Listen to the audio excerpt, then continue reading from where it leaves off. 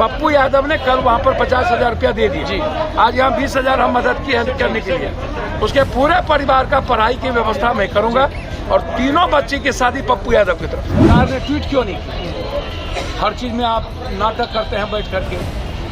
और क्या बीजेपी के पास जब अपने वर्कर मर गया था, आत्महत्या, बोला कि बाप रे बाप हम आंदोलन कर रहे थे, मेरा वर्कर मर गया तो आपको 20 लाख रुपया हुआ। दो भाई मरे जी, दोनों भाई, एक खैनी का दुकान कर रहा था, एक ब्राह्मण समाज, एक कट्ठा धूल जमीन है, 3 बेटी है, सब मर गया, दोनों बेटा मर गया, एक भाई इसका मर गया, घर में कोई बचा नहीं, दोनों विडो हो गया। आपके पास पैसा नहीं है, बीजेपी के पास, नेताओं के पास पैसा नहीं होता है, खाने तक के लिए पैसा नहीं था, और वहाँ जाके आप राजनीति कर रहे हैं। मिलने गए तो रो रहे थे आपके सामने। सर जो स्थिति है आप इसको समझिए ना। नमस्कार, मैं स्वीटी और आप देख रहे हैं द ST न्यूज़।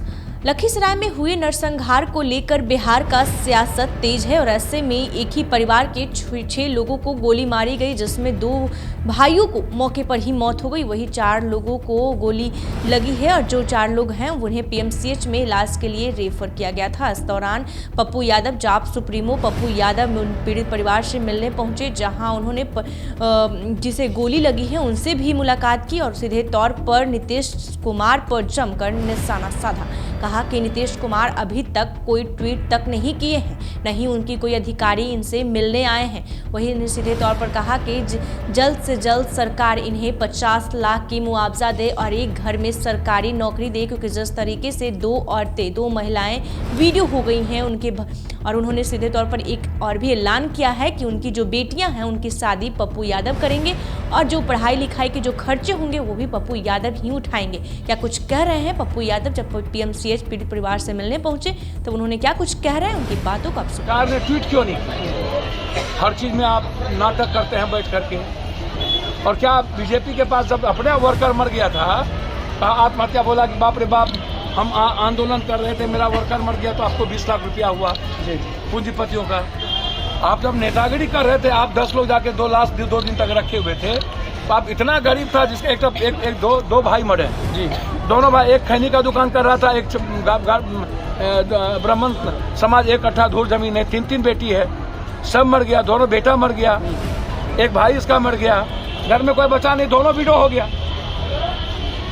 तो जब दोनों विडो हो गया, 2 बेटी यहाँ पर है और 3 बेटी मात्र बची है, तो आप मदद करिएगा ना।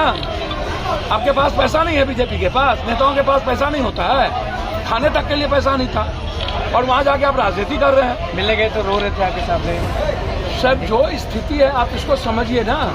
इसको तो पता भी नहीं है कि इसका परिवार वीरान हो गया, कोई नहीं कहा इन लोगों को, मालूम भी नहीं, कुछ भी मालूम इसको नहीं है। इसको तो यह पता है कि गोली लगी हमको और सब लोग ठीक हैं। सरकार को इस पर न्यायिक जांच करनी चाहिए, परिवार को एक नौकरी देनी चाहिए, 50 लाख रुपया देना चाहिए, SPD ट्रायल करना चाहिए, CCTV फुटेज 1, कॉल डिटेल 2, उस मर्डर के जगह पर 200 मीटर के रेडियस में किसका किसका फोन वहाँ है, 3, और सरकमस्टांशियल क्या है, 4, और जो बचा है उसकी सुरक्षा की व्यवस्था। पप्पू यादव ने कल वहाँ पर 50,000 रुपया दे दिए। आज यहाँ 20,000 हम मदद की हेल्प करने के लिए।